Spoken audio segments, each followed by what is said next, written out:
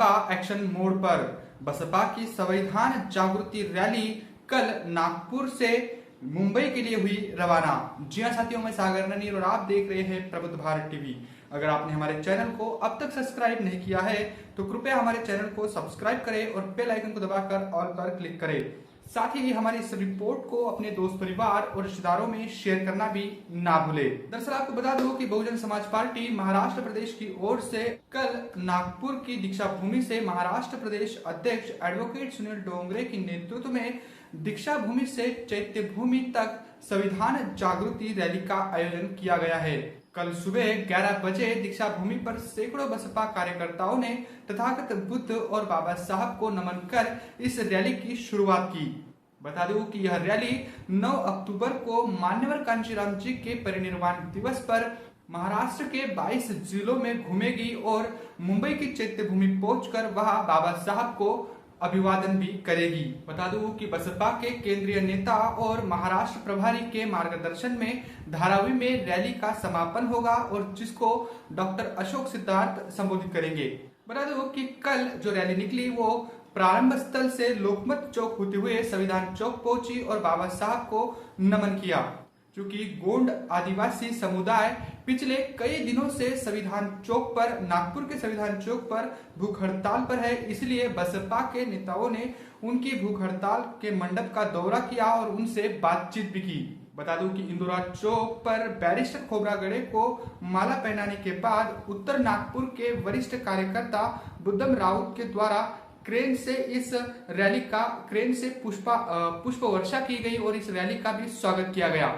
इसके बाद barrister Khobragade hall में कार्यकर्ताओं को मार्गदर्शन देने के बाद रैली पारडी चौक पहुंचकर कड़मना होते हुए भंडारा के लिए रवाना हुई।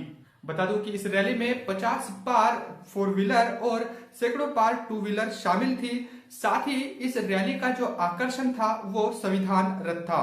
संविधान रथ के साथ चलने वाले बसपा नेता मार्ग में पड़ने वाले प्रत्येक जिला मुख्यालय पर रुकते थे और वहां पर बहुजन समाज से जो महत्वपूर्ण हमारे महापुरुष है फुले शाहू अम्बेडकरी विचारधारा को वो समझाते थे और वहां पर कांग्रेस और भाजपा की भूमिका को भी वो समझाने की कोशिश कर रहे हैं कि वो किस प्रकार कांग्रेस और भाजपा बहुजनों के वोट को लेकर संविधान के साथ छेड़छाड़ कर रही है और संविधान को एक तरीके से खत्म करने का एजेंडा कांग्रेस और भाजपा का है।